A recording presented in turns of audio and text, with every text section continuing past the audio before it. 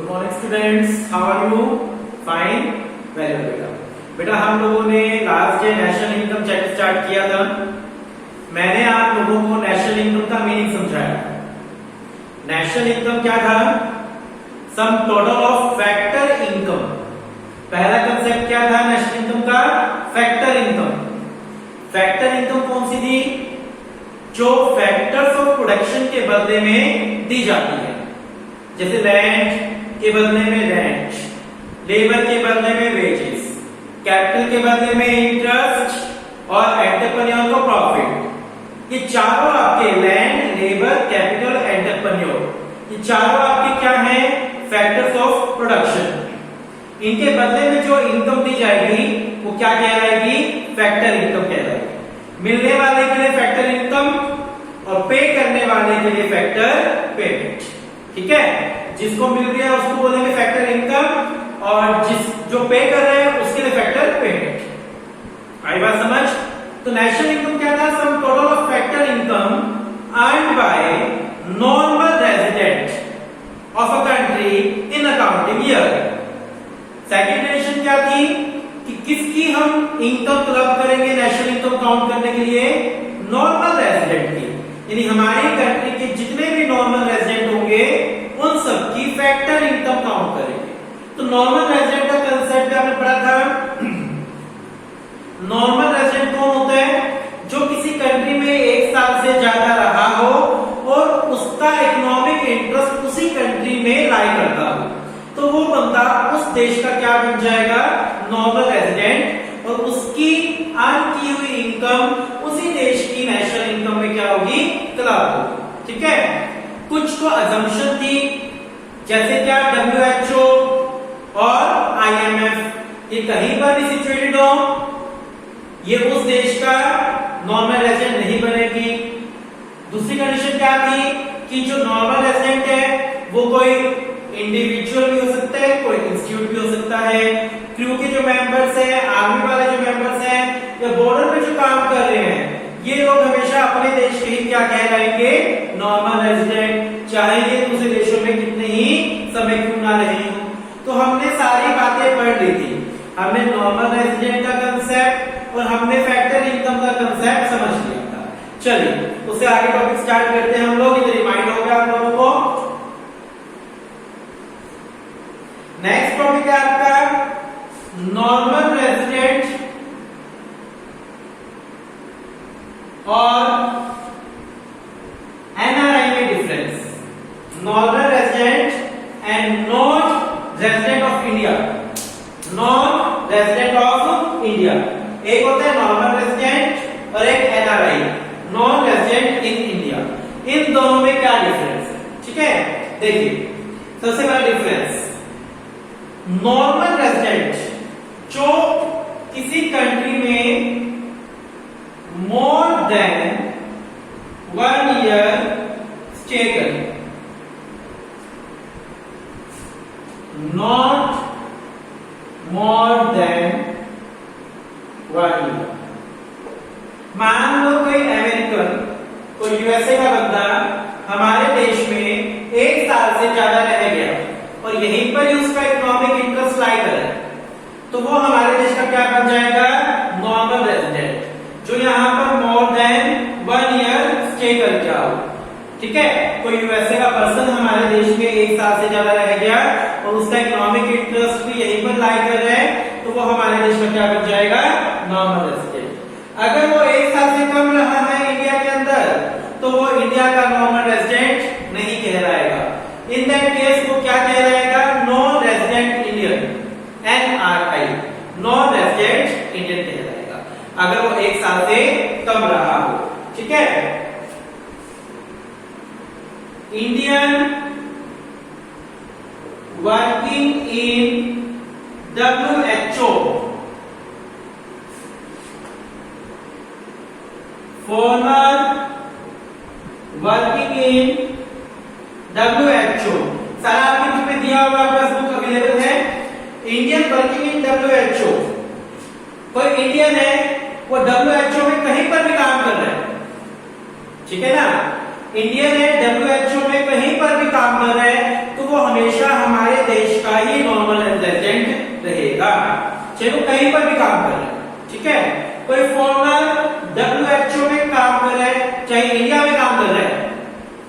Foreigner WHO में काम कर रहे हैं, चाहे वो इंडिया में काम कर रहे हैं, तो भी वो हमारे लिए क्या रहेगा, एनआरआई, नॉन रेजिडेंट इंडियन। अभी आपने पढ़ा था लास्ट टॉपिक में, लास्ट लेक्चर के अंदर, डब्ल्यूएचओ और आईएमएफ में असम्पशन होती है, ये कहीं पर भी सिचुएटेड हो, इसमें काम करने वाले बंदे और ये हमेशा अपने देश के ही नॉर्मल रेजिडेंट रहेंगे, जिस देश में काम कर रहे हैं उसके नॉर्मल रेजिडेंट नहीं कहलाएंगे। इंडियन डब्ल्यूएचओ में काम कर रहे हैं, डब्ल्यूएचओ कहां पर है, यूएसए ब्रांच, यूएसए में डब्ल्यूएचओ की ब्रांच है, ठीक है, यूएसए में डब्ल्यूएचओ की ब्रांच है, कोई इंडियन वहां काम कर रहे हैं तो भी वो हमेशा इंडिया का ही नॉर्मल रेजिडेंट कहलाएगा, ठीक है। फॉरनर डब्ल्यूएचओ में कहीं पर भी काम कर रहे हैं वो हमेशा हमारे लिए एनआरआई रहेगा, ठीक है। आईएमएफ, सेम यही कंडीशन आईएमएफ के लिए होती है। इंडियन आईएमएफ में कहीं पर भी काम करे, इंडियन आईएमएफ में कहीं पर भी काम करे वो हमेशा इंडिया का ही क्या कहलाएगा, नॉर्मल रेजिडेंट। फॉरनर आईएमएफ में कहीं पर भी काम करे, चाहे वो इंडिया है या इंडिया से कहीं बाहर, कहीं पर भी कोई फॉरनर इंडिया में आईएमएफ में काम कर रहा है तो भी वो हमारे लिए हमेशा नॉन रेजिडेंट ही कहलाएगा, क्या कहलाएगा, नॉन रेजिडेंट। दोनों पॉइंट क्लियर है कि मोर देन 1 ईयर रहा हो तो नॉर्मल रेजिडेंट, एक साल से कम रहा हो तो एनआरआई।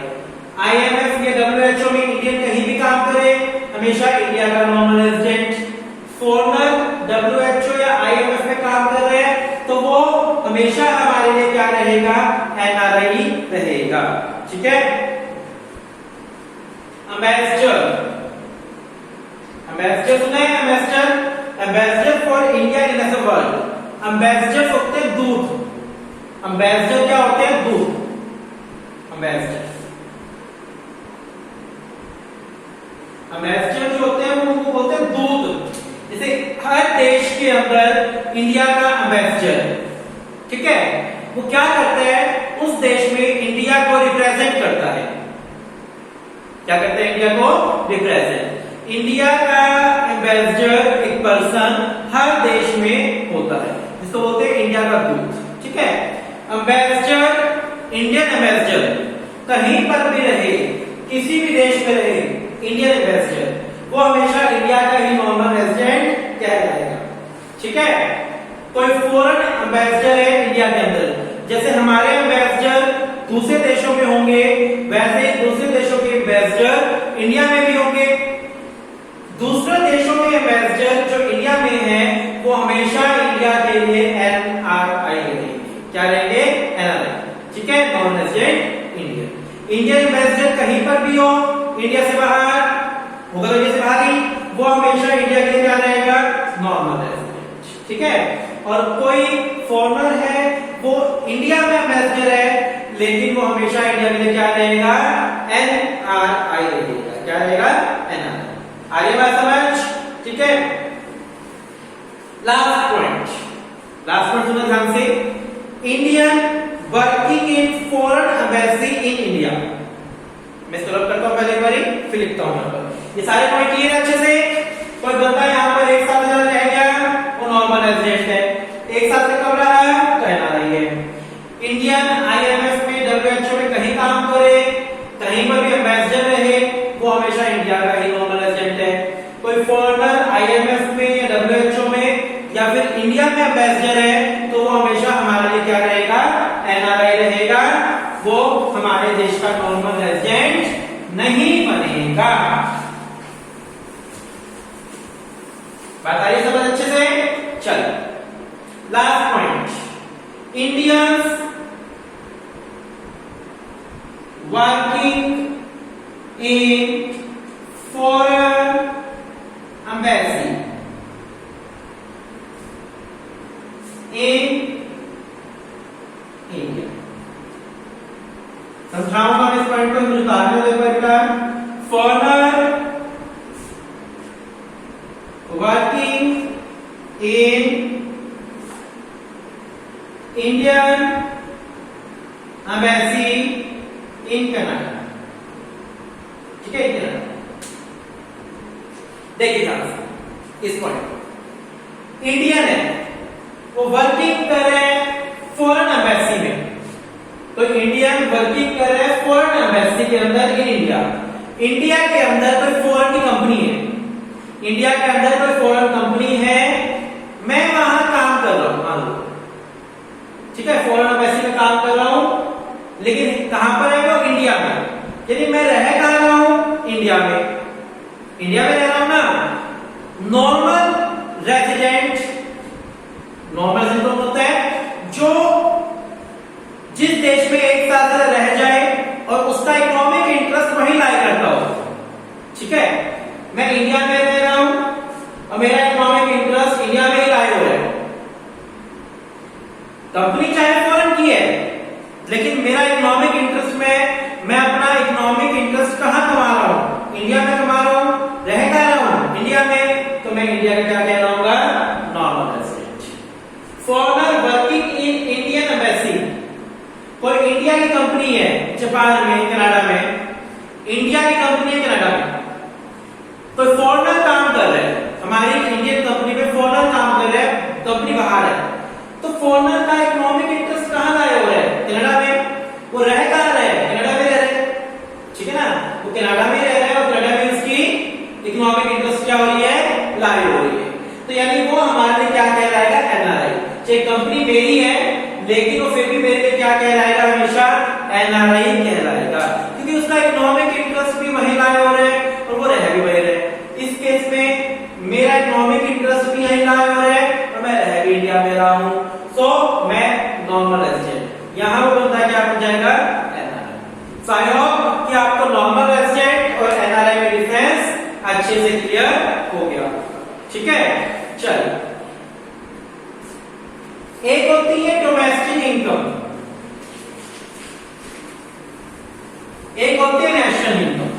ये कंसेप्ट बड़ा ध्यान से सुनो, इस कंसेप्ट को ध्यान से समझना बेटा।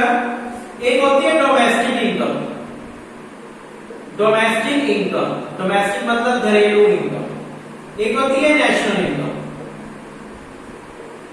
क्या होती है? National income. डोमेस्टिक इनकम कौन सी होती है?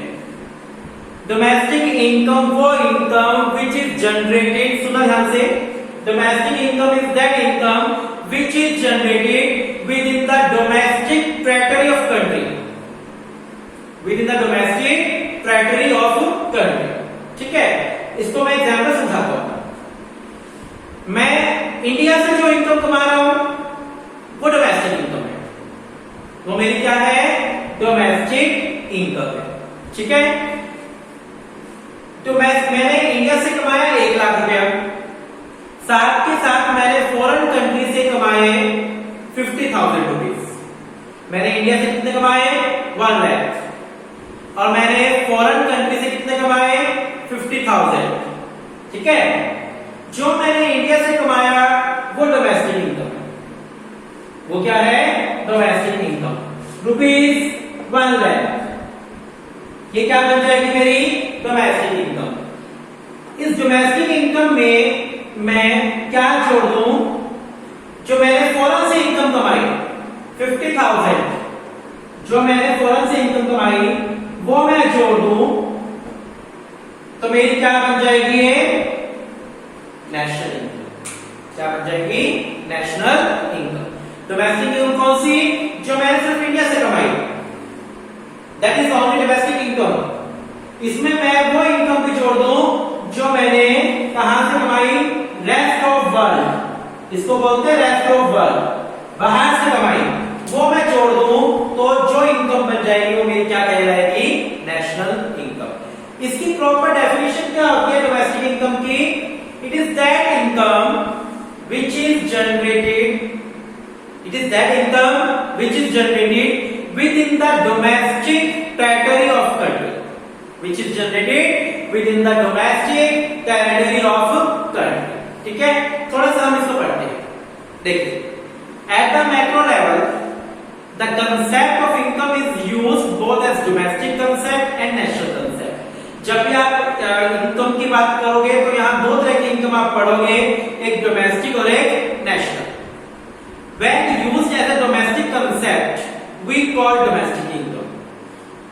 when we use national concept we call it national income, but both domestic income and national income include the four basic element, चाहे नेशनल इनकम हो चाहे डोमेस्टिक इनकम, इनकम इसमें factor income ही रहेगी। Income कौन सी रहेगी? फैक्टर इनकम, ठीक है। Domestic income में वो इनकम आएगी जो हमने अपने देश में कमाई, जब इसमें हम लोग फॉरेन से कमाई हुई इनकम प्लस कर देंगे तो वो क्या बन जाएगी? नेशनल इनकम, ठीक है। यहां हमारा नेक्स्ट कंसेप्ट स्टार्ट होता है domestic territory of country. Domestic territory क्या होती है? जो मैं वर्ड बोल रहा हूं डोमेस्टिक टेरिटरी, मैंने अभी आपको डोमेस्टिक इनकम का मतलब समझाया। It is that income which is generated with in the domestic territory of country. It is that income which is generated with in the domestic territory of country. तो यहां हम लोगों को डोमेस्टिक टेरिटरी का मतलब समझना है। देखना, in common language the domestic territory of country is understood to mean political territory of nation। domestic territory का मतलब क्या है? political, जहां तक हमारी political boundary जाती है, जहां तक हमारी political boundary जाती है उसको बोलते हैं domestic territory। जहां तक हमारी क्या जाती है? political territory। But in economics it refer to economic territory। Economics में इसको इकोनॉमिक टेरिटरी बोलते हैं, पॉलिटिकल टेरिटरी नहीं पढ़ेंगे क्योंकि आप पॉलिटिकल साइंस नहीं पढ़ रहे हो, आप इकोनॉमिक पढ़ रहे हो तो आप इकोनॉमिक टेरिटरी बोलते हो, which is much wider concept than the political territory। According to United Nations, UNO ने डेफिनेशन दी है, economic territory is the geographical territory administered by government within which person, goods and capital circulate freely। Economic territory का मतलब क्या है? Economic territory का मतलब वो area, economic territory का मतलब गवर्नमेंट द्वारा डिसाइड किया हुआ वो एरिया होता है जहां पर person, goods and capital freely क्या कर सकते हैं? मूव। इतनी एक ही बात है, इसको अलग अलग मत समझना क्या है। डोमेस्टिक टेरिटरी बोलते हैं, पॉलिटिकल टेरिटरी बोलते हैं या इकोनॉमिक टेरिटरी बोलते हैं, एक ही बात है, ठीक है। डोमेस्टिक बोलते हैं, पॉलिटिकल बोलते हैं या फिर इकोनॉमिक टेरिटरी बोलते हैं, तो एक ही बात है। ये टेरिटरी होती क्या है? गवर्नमेंट द्वारा डिसाइड किया हुआ वो एरिया, हमारी गवर्नमेंट द्वारा डिसाइड किया हुआ वो एरिया जहां पर पर्सन फ्रीली मूव कर सकते हैं, गुड्स मूव कर सकते हैं फ्रीली, जहां पर कैपिटल फ्रीली मूव कर सकते हैं, ठीक है। हो सकता है ये एरिया इंडिया से कुछ बाहर भी हो और इंडिया के कुछ अंदर भी ऐसा एरिया हो जहां फ्रीली मूव ना कर सके, ठीक है। टेरिटरी का मतलब क्या है? कि कुछ एरिया इंडिया से बाहर भी हो सकता है और ये कुछ एरिया ऐसा इंडिया के अंदर भी हो सकता है जहां फ्रीली मूव ना कर सके। आपके माइंड में आपको बस सिर्फ इंडिया वाला डोमेस्टिक टेरिटरी ना, सिर्फ इंडिया को डोमेस्टिक टेरिटरी नहीं कहते, इंडिया से बाहर भी कुछ एरिया है जो इंडिया की डोमेस्टिक टेरिटरी में आता है। इंडिया से बाहर भी कुछ एरिया होता है जो इंडिया की डोमेस्टिक टेरिटरी में आता है, जहां पर पर्सन फ्रीली मूव कर सकते हैं, जहां पर की गई इनकम डोमेस्टिक इनकम। और इंडिया के अंदर भी कुछ एरिया ऐसा है जहां पर पर्सन फ्रीली मूव नहीं कर सकते, कैपिटल फ्रीली मूव नहीं कर सकता, यानी वो इंडिया के अंदर होते हुए भी इंडिया की डोमेस्टिक टेरिटरी में नहीं आता। इंडिया के अंदर होते हुए भी इंडियन डोमेस्टिक टेरिटरी में नहीं आता। तो ध्यान रखना, डोमेस्टिक टेरिटरी का कंसेप्ट मैंने आपको बहुत बारीकी से समझाया है। डोमेस्टिक टेरिटरी का मतलब क्या है? ये वो एरिया होता है जहां पर पर्सन, कैपिटल और गुड्स फ्रीली मूव कर सकते हैं और इस एरिया में कमाई हुई इनकम क्या कहलाएगी? डोमेस्टिक इनकम कहलाएगी। ये एरिया कुछ इंडिया से बाहर भी हो सकता है और इंडिया के अंदर का कुछ एरिया भी ऐसा हो सकता है जो डोमेस्टिक टेरिटरी में नहीं आता, ठीक है। क्लियर है बात? बिल्कुल। हमें इतनी ज्यादा पॉलिटिकल साइंस नहीं पढ़नी, डीप में मैप नहीं पढ़ने कि कौन सा एरिया आता है कौन सा नहीं आता, कहां की इनकम, हमें जो बोला गया है इतना ही समझना हमारे लिए पर्याप्त, ठीक है। चल, do we have this freedom of circulation of person, goods, capital in the the embassy of foreign country located in India, no should be answer. Do we have this freedom of circulation of person, good and capital in India, embassy located abroad? Yes should be the answer. चलिए इसके आगे बहुत अच्छा example दिया है तो वो समझाते हैं। कहते हैं कोई फॉरेन एम्बेसी है इंडिया के अंदर, फॉरेन एम्बेसी है इंडिया के अंदर। अभी जो बोल रहा हूं ना कौन सा एरिया से बाहर हो या कौन सा एरिया इंडिया से अंदर, तो उसका एग्जांपल समझाया गया यहाँ पर, आपको समझ आ जाए। कोई फॉरेन एम्बेसी है, कोई फॉरेन कंपनी है इंडिया के अंदर, इंडिया के अंदर कोई फॉरेन एम्बेसी है, कंपनी है, हम लोग ना तो उस कंपनी में फ्रीली इन्वेस्ट कर सकते, ना फ्रीली हमारे बंदे वहां काम कर सकते, ना वहां पर हम लोग गुड्स को मूव कर सकते। यानी इंडिया के अंदर होते हुए भी फॉरेन एम्बेसी, इंडिया के अंदर होते हुए भी फॉरेन एम्बेसी हमारे इंडियन डोमेस्टिक टेरिटरी में नहीं आती। ठीक है, कोई इंडियन एम्बेसी है फॉरेन कंट्री में, इंडियन एम्बेसी कहां पर है? फॉरेन कंट्री में इंडियन एम्बेसी है आपकी, तो आप वहां पर फ्रीली कैपिटल भी मूव कर सकते हो, वहां पर आप बंदे भी मूव कर सकते हो, वहां पर आप गुड्स को भी मूव कर सकते हो। सो फॉरेन के अंदर होते हुए भी वो एम्बेसी आपकी डोमेस्टिक टेरिटरी में आती है। क्लियर बात तो समझ गए कि इंडिया के अंदर कोई फॉरेन एम्बेसी है, इंडिया के अंदर होते हुए भी वो इंडियन डोमेस्टिक टेरिटरी में नहीं आती। फॉरेन कंट्री में कोई एम्बेसी है, कोई कंपनी है, वो फॉरेन में होते हुए भी इंडिया की डोमेस्टिक टेरिटरी में आती है। बात क्लियर है बिल्कुल? आई होप इससे बड़ा एग्जांपल देने की आपको जरूरत नहीं होगी, बहुत अच्छा एग्जांपल दिया हुआ है। आप सिर्फ कुछ भी ले तो आपको यही एग्जांपल देकर आना है। ठीक है, बात आई समझ अच्छे से? क्लियर है? डोमेस्टिक टेरिटरी का कांसेप्ट क्लियर है? इसके अलावा कुछ थोड़ा सा और हम लोग समझेंगे इसके अंदर। देखिए आज मैं थोड़ा सा आपको न्यूमेरिकल की तरफ लेके जा रहा हूं ताकि कुछ कुछ चीजें हम समझ जाएं, जब न्यूमेरिकल आए तो हमें करने में बिल्कुल भी दिक्कत ना हो। आपको डोमेस्टिक वाला कांसेप्ट समझ आ गया? वेरी गुड, रिप्लाई क्या किया? ऐसे रिप्लाई कीजिए। वेरी गुड, आ रही है मुझे आवाज आपकी? आप बोल रहे हो yes sir. Very good. National income, national income, इस पूरे चैप्टर में एक ही बात है, नेशनल इनकम। ठीक है, चलिए आपको बोलेगा नेशनल इनकम निकालो, न्यूमेरिकल देगा क्या कहेगा? क्या निकालो? National income. नेशनल इनकम का मतलब होता है शॉर्ट फॉर्म में NNP@FC। आज आप मसला समझो, मैं आपको डेली एक